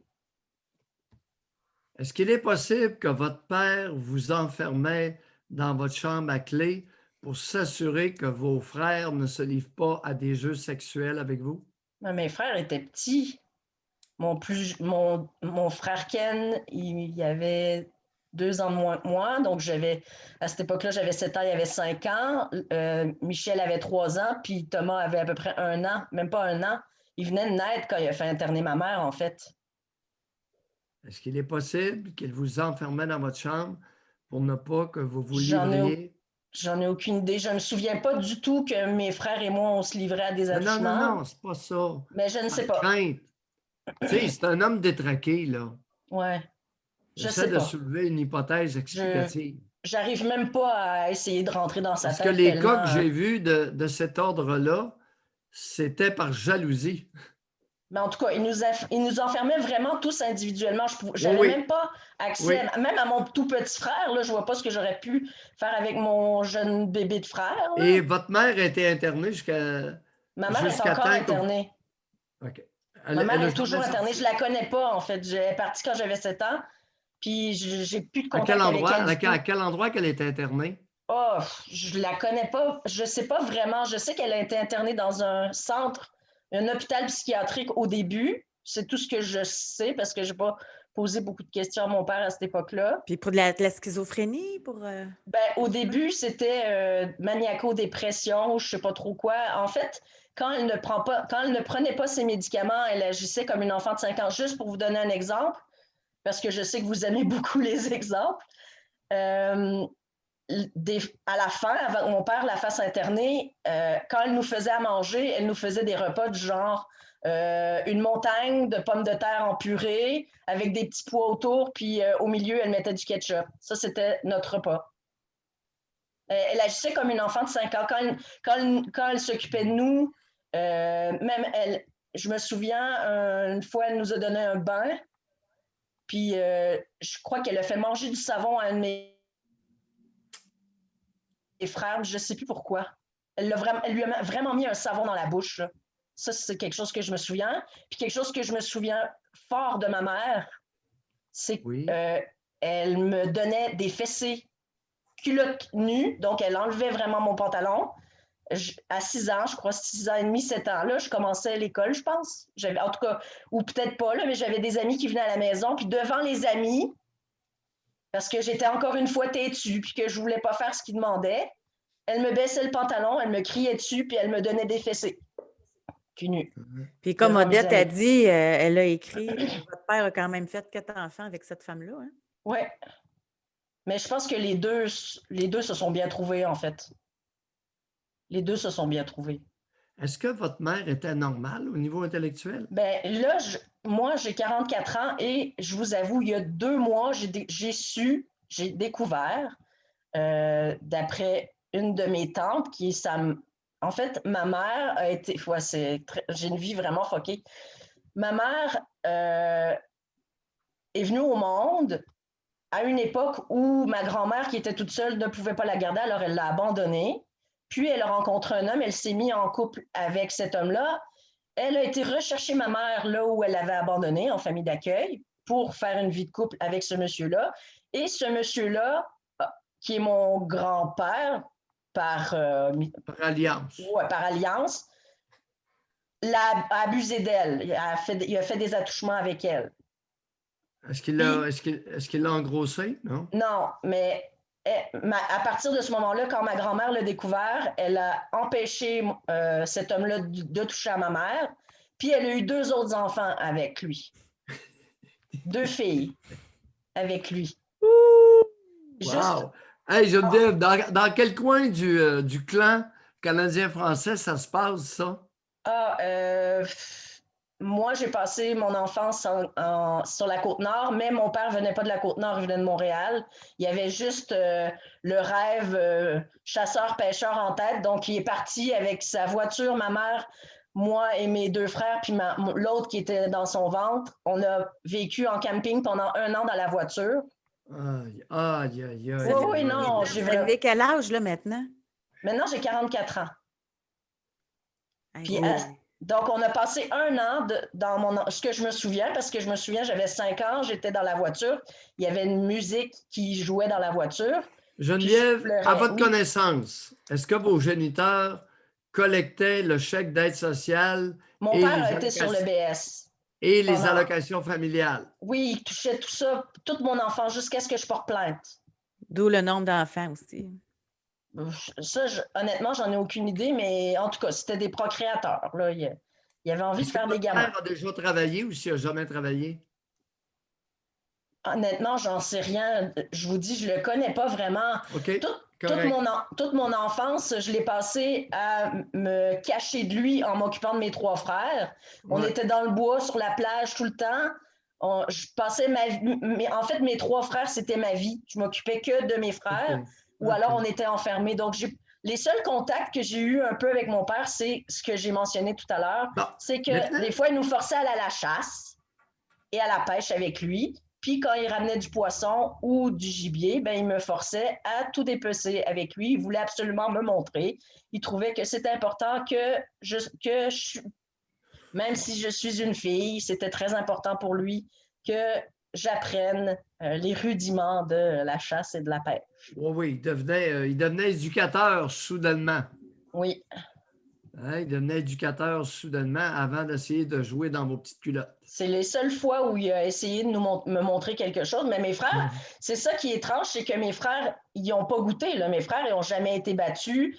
Il leur a jamais crié dessus. Au contraire, mes frères, c'était « je vous aime, vous êtes beaux, mes garçons, gna, gna, gna, gna, gna, gna. » Et moi, c'était « t'es une grosse truie, je t'aime pas, tu ressembles à ta mère. Ah non, moi, j'ai vraiment été le bouc émissaire. Là. Geneviève, vous refusiez ses avances sexuelles. Ah oui, j'ai tout le temps Et refusé. il l'a mal accepté. Mais mon grand-père par alliance, le beau-père de ma mère qui a fait des attouchements, il a essayé sur moi aussi. Bon, à quel âge? Donc, je suis allée porter plainte, j'avais 10 ans, donc c'était un peu avant ça, parce que là, j'étais tannée, là, vraiment tannée. J'avais mon père, puis j'avais le vieux qui essayait de mettre sa main dans mes culottes. Donc, en fait, un jour, je suis allée chez ma grand-mère, puis je ne sais pas pourquoi, le grand-père, il m'a dit « Viens-tu, on va aller faire un tour en 4 roues. » Donc, tu sais, moi, naïve, je me dis « C'est mon grand-père, on va aller faire un tour en 4 roues. Cool! » Parce que moi, c'était la première fois que je faisais du 4 roues, je trouvais ça le fun. Je vais avec lui, on monte en haut de la montagne, il s'arrête, puis là, il me montre, là, c'est là, là, c'est là. Puis là, pendant que j'ai le dos tourné puis qu'il est derrière moi, il essaie de mettre sa main dans ma culotte pour aller me toucher le vagin. Là, j'ai fait « Oh non, pas encore un autre! » Là, j'ai retiré sa main, puis je lui ai dit, hein, j'avais vraiment du caractère, j'en ai encore toujours aujourd'hui, j'ai dit « Là, ça c'est non. On redescend. Je remonte sur le 4 roues, puis tu me ramènes à la maison. » Ben, on est redescendu, je suis retournée à la maison. Mais bon, après, en revenant, ma grand-mère puis ses filles ont bien vu qu'il y a quelque chose qui n'allait pas, là. Parce que je suis vite allée me cacher dans un coin, puis je voulais plus que personne me parle, puis je voulais que tout le monde me laisse tranquille. Et j'ai été en colère pendant des années à cause de ça. J'en voulais à la terre entière. Moi, c'est ça qui m'intéresse. Avec un passé comme ça, qu'est-ce que vous êtes devenu? Ça a-tu eu un impact? Comment vous avez géré ça? Ben, je pense que, honnêtement, je peux être fière de moi aujourd'hui. J'ai 2 beaux grands garçons. Je suis grand-mère. Je vais bientôt être deuxième grand-mère.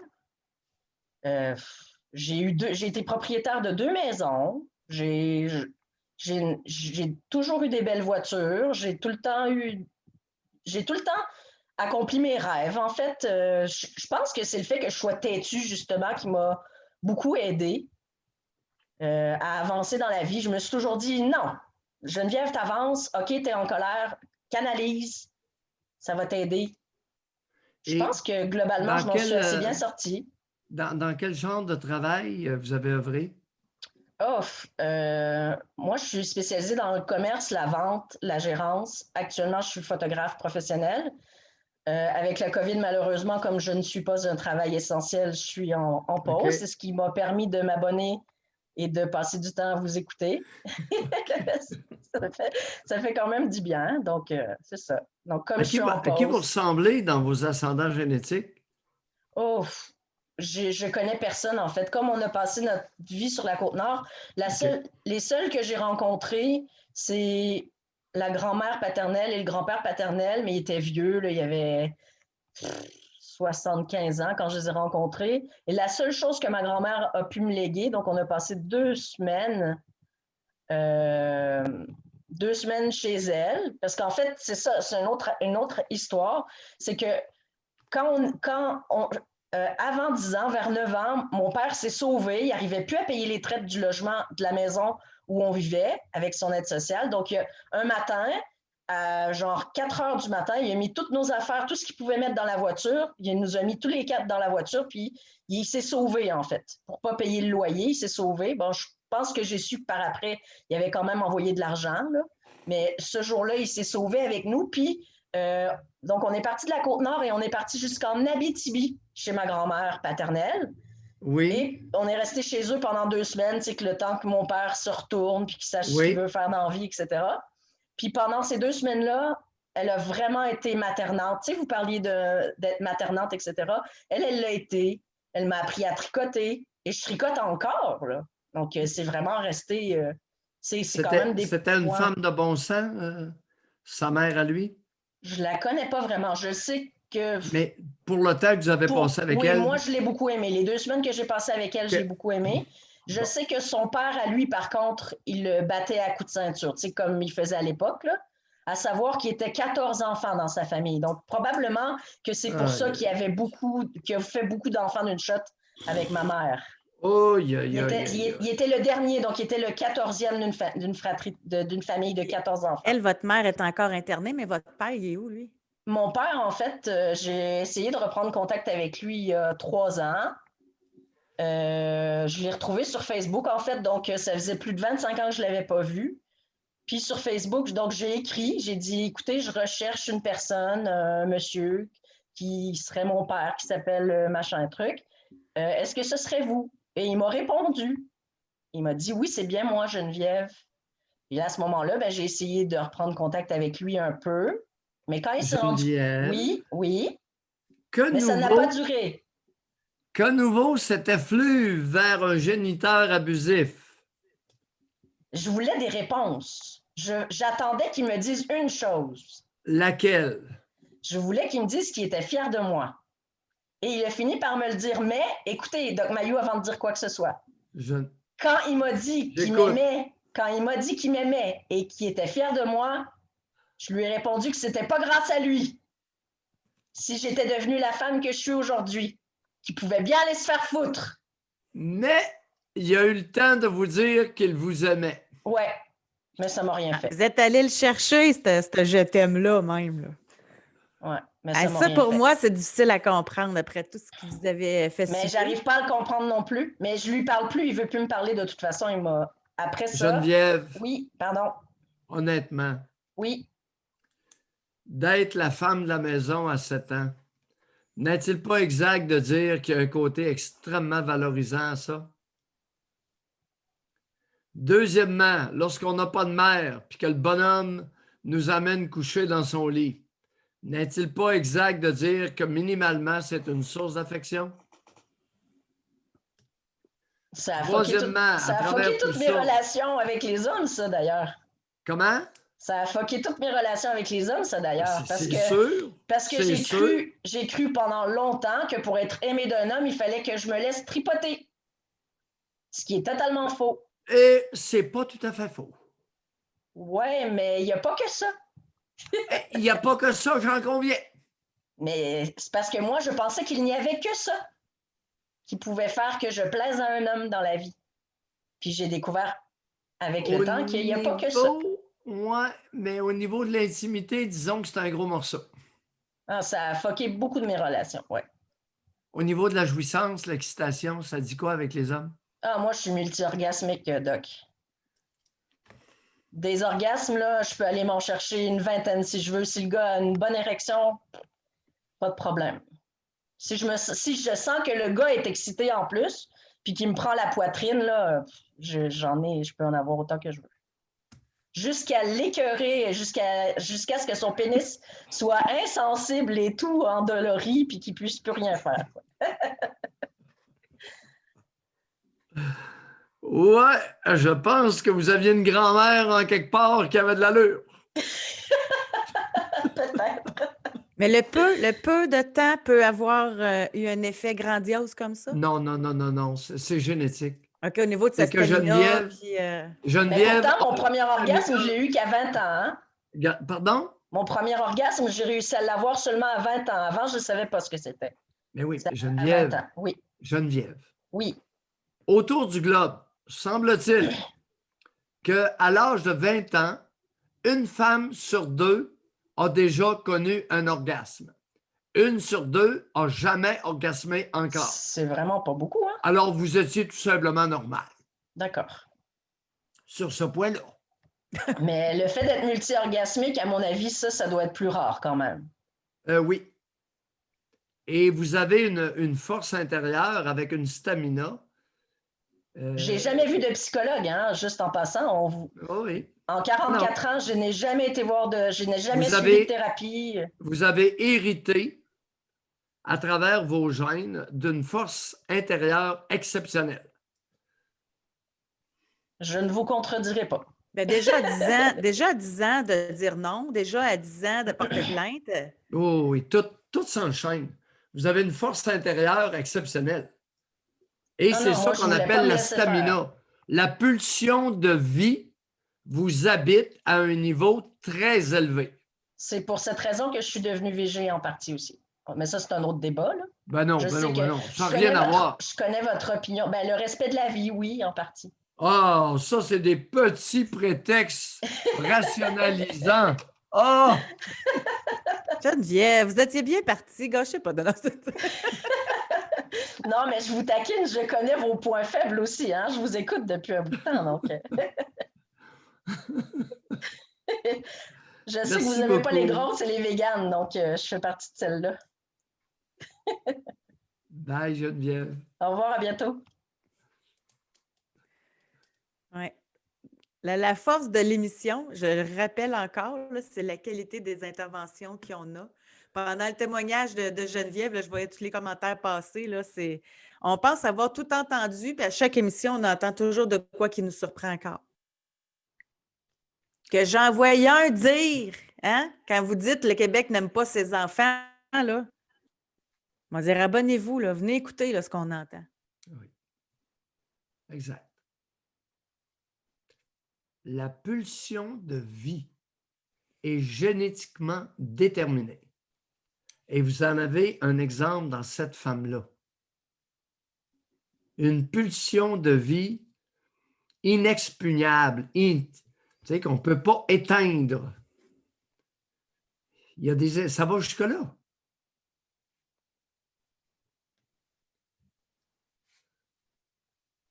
Et on peut se demander si la pulsion de vie ne va pas avec l'intensité de la pulsion sexuelle. Ça, il n'y a rien là-dessus encore. C'est une question que je me pose.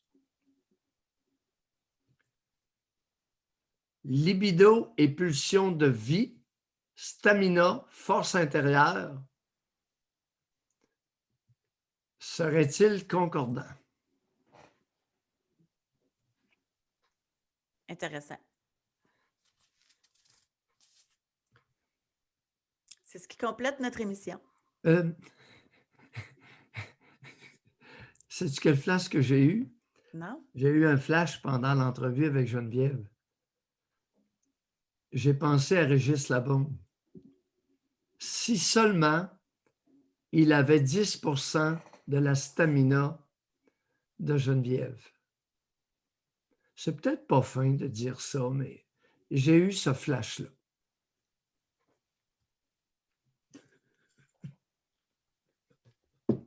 C'est pas parce que tu jappes que tu as beaucoup de stamina. Non, Je dis ça en passant. Hein. Parce que lui, il parle fort, grand gueule, mais c'est pas ça de la stamina. Non. C'est une force intérieure qui est associée avec la vaillance, c'est-à-dire une capacité hors du commun d'affronter l'adversité.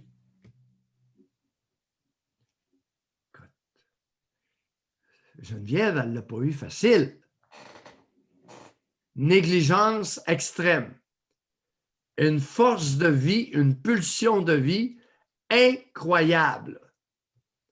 Pas oublier que ses ancêtres viennent de l'Abitibi. Ceux qui n'avaient pas en Abitibi, au Lac-Saint-Jean, sur la Côte-Nord, une force de vie très forte, crevaient. Ils pouvaient mourir. C'est comme s'il y avait eu un processus jusqu'à un certain point de sélection naturelle. Vous voyez un complément d'information de Geneviève, là? Elle dit « 2 de mes frères n'ont pas eu cette force, ils se sont suicidés. » Oui. Je l'avais écrit, je n'ai pas osé lui demander de quoi était. Disons que je l'avais soupçonné. Oui, c'est ça. Fait que pas la même génétique. Alors, Pas la 2 même. sur 4, ça veut dire que ce n'est pas tout le monde qui avait la pulsion de vie de Geneviève. Dans l'adversité, il y en a 2 que la pulsion de vie n'était pas assez forte. Ils se sont fait la peau. C'est spécial comme feeling. Hein? Je trouve sa force touchante. Je trouve ça, tu sais, de l'avoir entendue avec candeur. Elle sait qui elle est. Elle regarde son passé. Elle y a fait face. Elle nous en parle. C'est fort, mais c'est touchant. C'est quasiment émouvant. C'est beau de voir ça. On appelle ça une locomotive. Une locomotive. Leadership naturel. Inexpugnable. Elle va l'avoir jusqu'à sa mort. On ira à la guerre avec Geneviève, hein? Ah ouais. Merci Geneviève, merci à tous ceux qui ont participé à l'émission d'aujourd'hui. Merci Doc. Oui. Alors, on se quitte là-dessus et on se retrouve demain. À demain. Bye. Bye.